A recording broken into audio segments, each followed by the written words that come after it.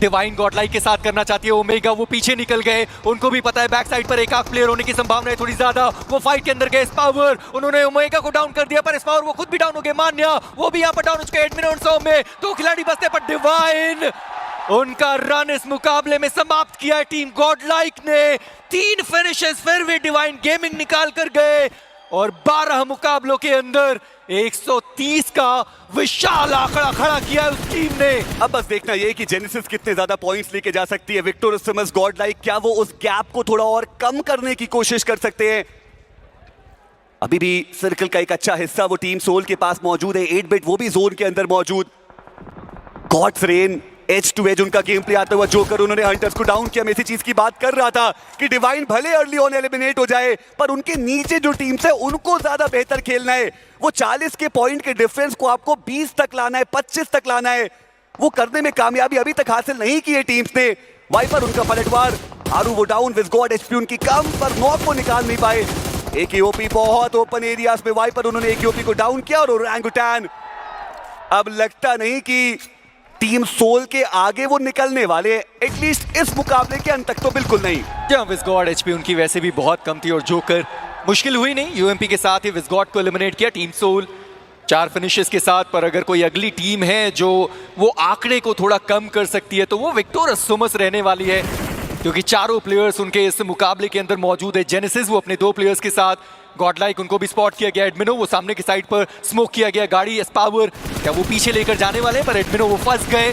Mafia उन्होंने देख लिया, एडमिनो डाउन, एस्पावर अलग दिशा में, सौम्य वो भी अलग दिशा में, और माफिया फ्रैग तक कंफर्म कर दिया खिलाड़ी ने। विक्टोरियस सिमस के लिए बहुत इंपॉर्टेंट ये मुकाबला है।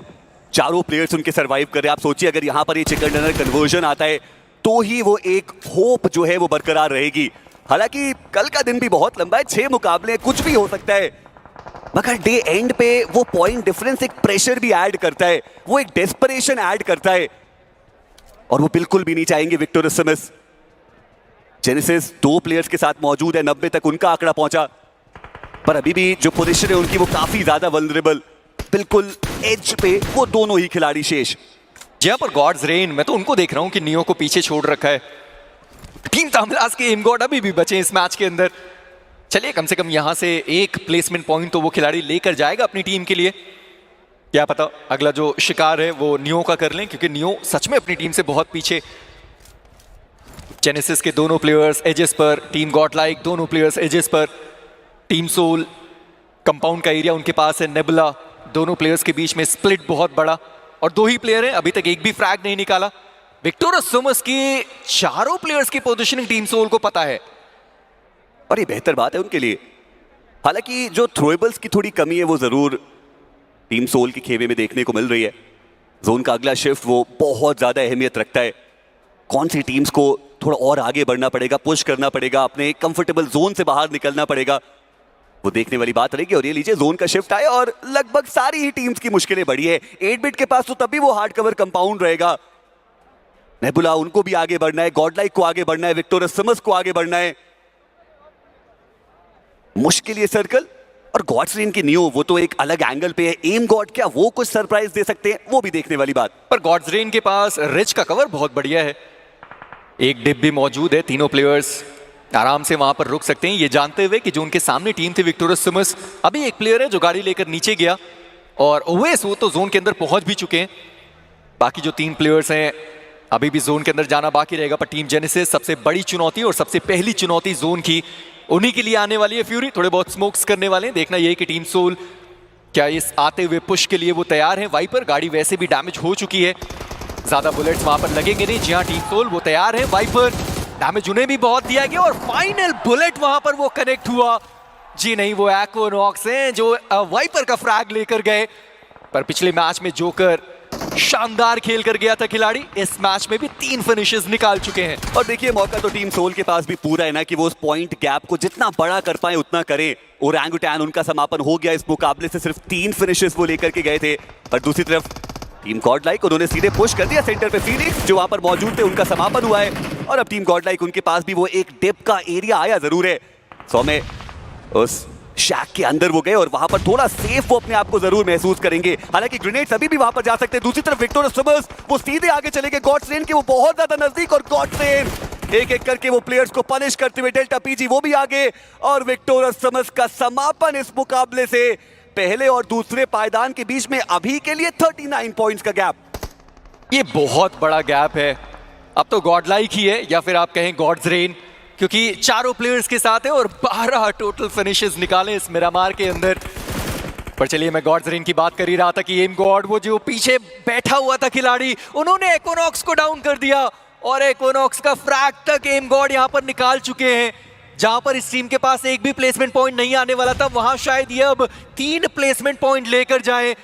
ग्रेनेड जो आगे की दिशा में डाला गया जस्टिन, उनकी भी एचपी कम हुई पर अपने प्लेयर के पास वो जा चुके हैं। पर टीम सोल आक्रमण करते हुए टीम गॉड लाइक के ऊपर 100 में वो हैं जिन्होंने नकुल को डाउन कर दिया। पर आप ब्रीदिंग स्पेस देखिए कितना ज्यादा कम है, आगे बढ़ना ही पड़ेगा। स्मोक्स भी वहां पर अवेलेबल नहीं है। नियो उन्होंने लेजिट को स्पॉट किया। क्या ये चिकन डिनर दूर जा रहा है टीम सोल से? अब सवाल सिर्फ उतना है, लेजिट के बहुत करीब वो ग्रेनेड, शायद वो काफी भी रहेगा।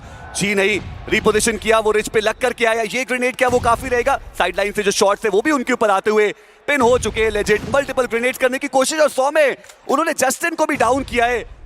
दो तरफा वार वो उनके ऊपर आ सकता है। स्पावर उनका ग्रेनेड, नकुल उनका समापन हुआ, और गॉड ट्रेन अभी भी उन्होंने अपने आप को बचाए रखा है। रिवाइव देने की वहां पर एक कोशिश चलती हुई, पर उसके बाद तो गॉड ट्रेन को भी थोड़ा ओपन एरियाज में आना पड़ेगा। पर देखिए, भूलिए नहीं, एम गॉड अभी भी इस मुकाबले के अंदर बरकरार है। टीम 8-बिट वो अपने चारों प्लेयर्स के साथ इस मैच में अभी भी बरकरार। पर टीम सोल उनके वो दोनों ही प्लेयर्स जोन के बाहर हैं। लेजिट इकलौते प्लेयर जो जोन के अंदर आए। पर जूसी गाड़ी लेकर वो भी थोड़ा रोटेट करता हुआ खिलाड़ी। पर एम गॉड, जैसे मैंने कहा, अभी बैकस्टैब करने का पूरा मौका, और एम गॉड एक और फ्रैग चुराते हुए। टीम 8-बिट वो भी सर्कल के अंदर अब पहुंच चुके हैं, और वो भी चाहेंगे इस मुकाबले को अपने खाते में लेकर के जाने का। कोई भी ऐसी टीम नहीं है जिनके पास चारों प्लेयर सरवाइव करे। बट 100 में बढ़िया पलटवार जोकर को डाउन किया, और जस्टिन वे जो उस फिनिश कंफर्मेशन को अपने खाते में लेकर के चले गए। लेजिट अब उनके कंधे पे जिम्मेदारी ज्यादा है। डेल्टा पीजी उन्होंने एम गॉड का फिनिश निकाल दिया। सारक उन्होंने गॉब्लिन को डाउन किया, और जोकर इनफैक्ट लेजिट वे जिन्होंने दोनों प्लेयर्स को वहां पर डाउन कर दिया। मौका तक नहीं दिया टीम गॉड लाइक, और अब गॉड ट्रेन वो लेजिट के ऊपर वार करने के लिए तैयार। जी नहीं, वहां पे बच पाना संभव ही रहेगा। गॉड ट्रेन अब उनके सामने एक 3v2 की सिचुएशन। जहां 3v3 की ये सिचुएशन होने वाली है। टीम 8-बिट उनके 3 प्लेयर्स मौजूद है इस मुकाबले के अंदर। गॉड्स रेन उनके भी वो तीनों खिलाड़ी इस मुकाबले के अंदर मौजूद हैं। पर मैं मानता हूं कि एम गॉड ने बहुत बढ़िया काम किया, सभी को वो प्रॉब्लम में डालकर गए। पर सारंग उनका ग्रेनेड जो आगे की दिशा में जाने वाला है, डेल्टा पीजी बचे वहां पर। नियो अभी भी अपने आप को हील करने की जरूरत है। जस्टिन वो मौजूद है, ग्रेनेड सारंग के करीब, डैमेज सारंग को भी पड़ता हुआ।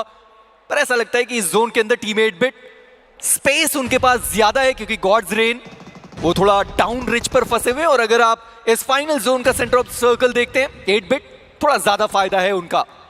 व्हीकल्स मौजूद है गॉड्स रेन के पास, क्या वो उससे कुछ कमाल कर सकते हैं? अभी भी इंतजार चलता हुआ। गॉड्स रेन वो भी ज्यादा चहलकदमी करना नहीं चाहते। जस्टिन एक व्हीकल उनके पास भी मौजूद, और अभी के लिए बस एक ओपनिंग क्रिएट करने की जो आवश्यकता है वो रहने वाली है। अगर ओपनिंग आती है तो प्रेशर ज्यादा बिल्ड किया जा सकता है। स्किप्स थोड़ा ओपन एरियाज में वो है। गॉड्स रेन के पास अभी भी एक रिच का कवर रहेगा, हालांकि हल्का सा रिच का कवर वो 8-बिट के पास भी मौजूद है। सारंग एक ऑफ गार्ड एंगल पे, पर स्मोक से उन्होंने भी अपनी जो पोजीशन है वो रिवील कर दी है। डेल्टा पीजी स्पॉट किया उन्होंने सारंग को, जो ओपनिंग है वो क्रिएट की जा चुकी है।